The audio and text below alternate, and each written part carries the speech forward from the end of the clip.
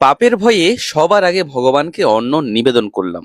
এখন কিছু তথাকথিত লোক এসে বলবেন, ভগবানের নাম দিয়ে তো শেষমেশ সব নিজেই খাবি। নমস্কার সবাইকে, কেমন আছেন আপনারা? দুপুর 12টা বাজলেই ভগবানের ভোগ নিবেদন করতে হয়।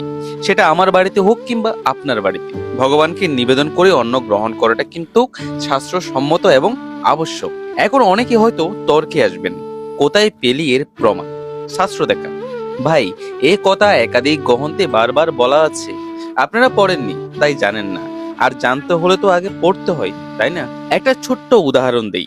শ্রীমদ্ ভগবদ গীতার 3য় অধ্যায়ের কর্মযোগে 13 নম্বর শ্লোকে ভগবান শ্রীকৃষ্ণ স্পষ্টভাবে বলেছেন, ভগবানের ভক্তরা সমস্ত পাপ হতে মুক্ত হন, কারণ তারা যজ্ঞে নিবেদিত অন্ন বা প্রসাদ গ্রহণ করেন। কিন্তু যারা কেবল নিজেদের উদর ফুর্তির জন্য রান্না করে খাদ্য গ্রহণ করে, তারা প্রকৃতপক্ষে পাপই ভক্ষণ করে। আপনারা অনেকেই জানেন, এটা আমাদের সার্বজনীন লোকনাথ আশ্রম। আশ্রমের যাবতীয় কাজকর্ম আমরা নিজেদের হাতেই করে থাকি। প্রতিদিন দুপুরে অন্ন রান্না শেষে আগে ভগবানকে নিবেদন করি, তারপর সবাই মিলে তা প্রসাদ হিসেবে গ্রহণ করি। এখন প্রশ্ন করতে পারেন, বাইরে কোথাও গেলে এই নাটক কোথায় থাকে তোদের? আসলে ঘরের বাহিরের পরিস্থিতি তো আর সবসময় নিজের নিয়ন্ত্রণে থাকে না।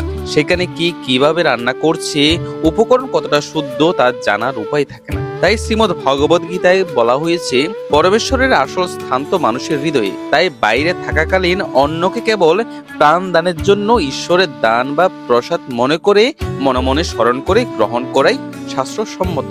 আমাদের আশ্রমের পরিবেশটা সত্যি খুব সুন্দর। এক পাশে রয়েছে মা শীতলা দেবী, যেখানে একটা বিশাল কাঠ গোলাপ গাছকে পূজা করা হয়। অপর পাশে একটু দূরে মা মনসা দেবীর মন্দির। আর এই দুই দেবীর ঠিক মাঝখানেই বিরাজ করছেন ত্রিকালদর্শী বাবা লোকনাথ। দুপুরে বাবার ভোগের আয়োজন শেষ করে পরম ভক্তিতে আরতি নিবেদন করলাম। কোন জন্মের পুণ্যের ফলে যে প্রতিদিন এমন সেবা করার সুযোগ পাই তা জানি না। সব ভগবানের অশেষ কৃপা। এভাবেই প্রতিদিন আমাদের আশ্রমের সেবা ও ভোগের আয়োজন চলে। আপনারা কে কে প্রতিদিন ভগবানকে নিবেদন করে প্রসাদ গ্রহণ করেন, কমেন্টে কিন্তু অবশ্যই জানাবেন। সবাইকে ধন্যবাদ, ভালো থাকবেন।